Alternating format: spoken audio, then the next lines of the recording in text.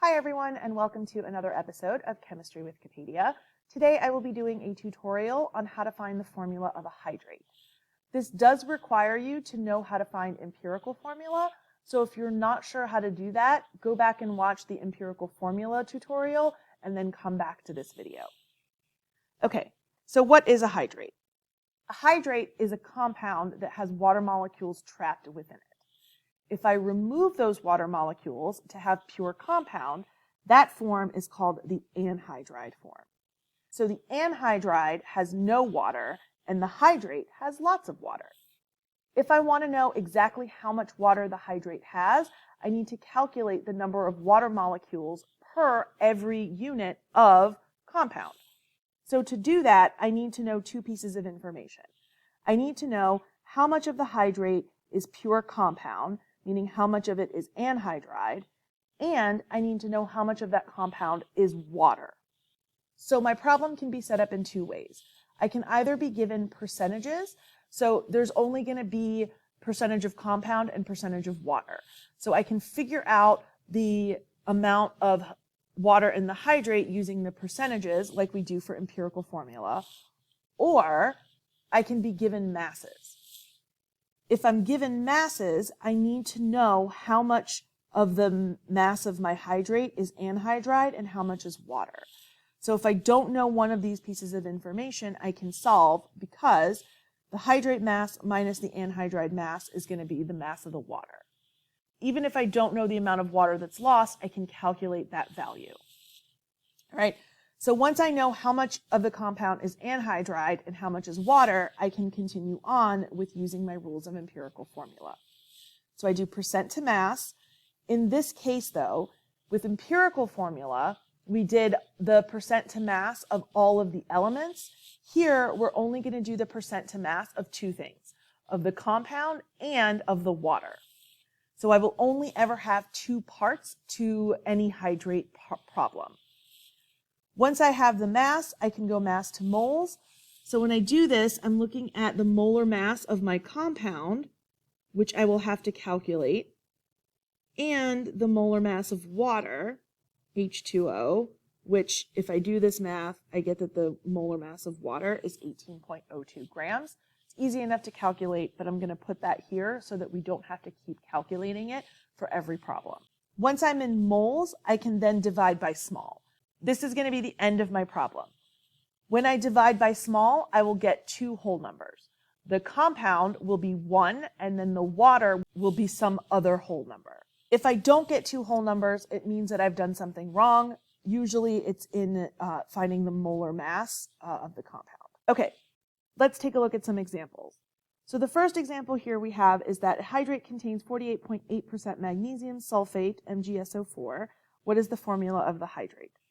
All right, so here I'm given percentages, but I'm only given 1%. So to do these problems, we said that we needed two pieces of information. I needed the anhydride percent, and I need the water percent. All right, so if the compound is 48.8% MgSO4, then that is the percentage of anhydride I have. The water, I don't know, but I do know that percent composition has to be equal to 100%. So if I subtract this from 100, I get the percent of water. So now I know how much compound there is and I know how much water there is. So now I can use the rules of empirical formula.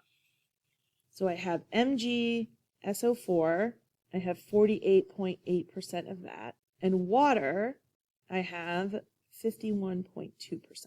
All right, so I'm going to do percent to mass. So this becomes 48.8 grams, and this becomes 51.2 grams. Now I'm going to do mass to moles, so I need to divide by the molar mass. With empirical formula, this was easy because these were just elements, so I could just look at the periodic table. This is not an element, it's a compound, so I need to find the molar mass of the compound. The magnesium is 24.3, 1 sulfur is 32.06, oxygen is 16, 16 times 4 is 64.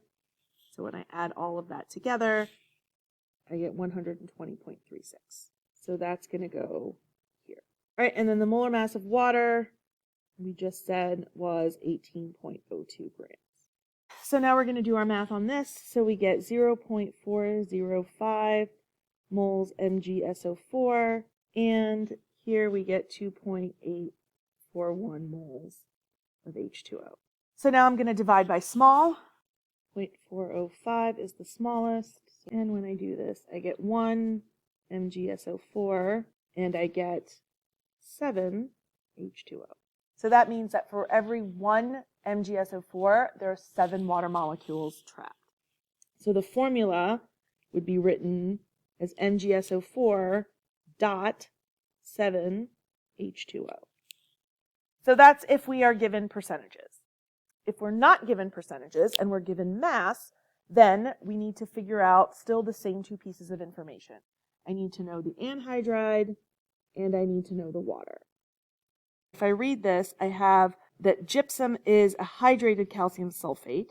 So after a 4.89 gram sample of gypsum is heated to remove the water, 3.87 grams of anhydrous calcium sulfate remain. So that means that I have 3.87 grams of the anhydride, of the compound with no water. If I know that the compound with water, the hydrate, is 4.89 grams, then I can subtract the 3.87, and that will give me the mass of my water. So even if you don't have the mass of water, we can still figure out what the mass is by subtracting the hydrate from the anhydrous form. Now I have all the information I need to solve my problem. So I have CaSO4. Since I have mass here, I'm just going to skip the percent to mass step.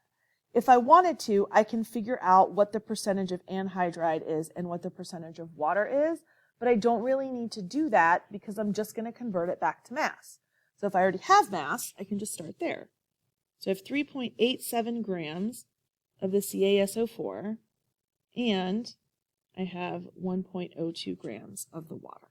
All right, so now I'm just going to do mass to moles. So I do need to find the molar mass of CaSO4.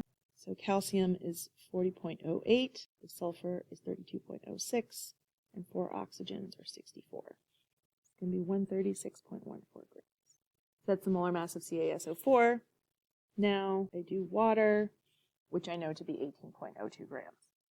All right, so now I'm going to divide. When you're using mass values, your values are going to be significantly smaller, so we do want to make sure that we continue to use 3 significant figures behind the decimal. So when I do this math, I get 0.0284. Remember, leading zeros in the front, are not significant. All right, so I have that many moles of CaSO4, and then the same thing for water. I make sure that I have 3 significant figures behind the decimal. All right, now I divide by small. When I do this, I get 1 CaSO4, and I get 2 H2Os. So this formula is going to be CaSO4 dot 2 H2O. So this is a scenario where we are given the mass. The only time that this can get any more difficult is if I don't actually have the formula of the compound. So if I don't have the compound formula, then I have to first find it.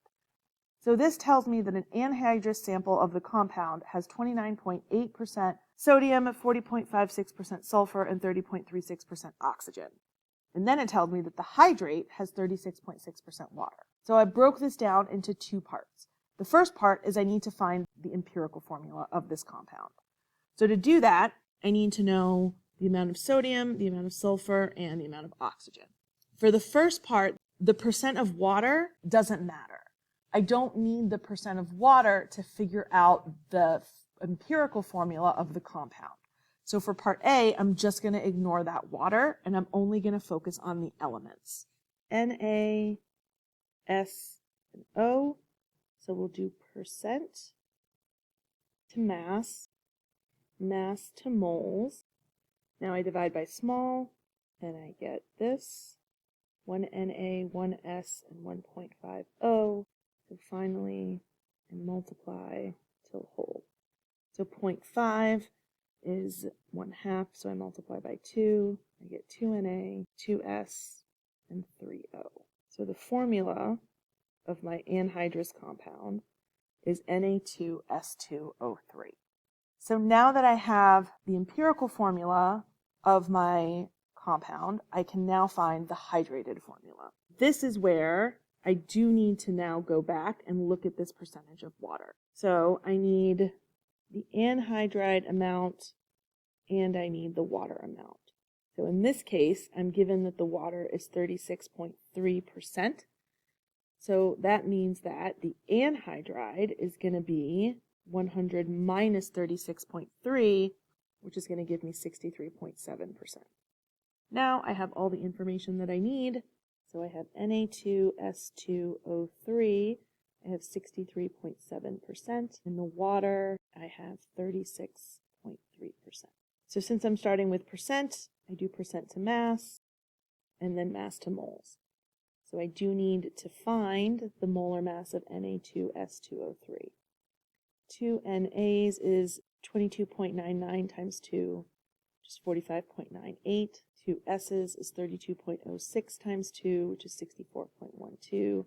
And O is 3 times 16, which is 48.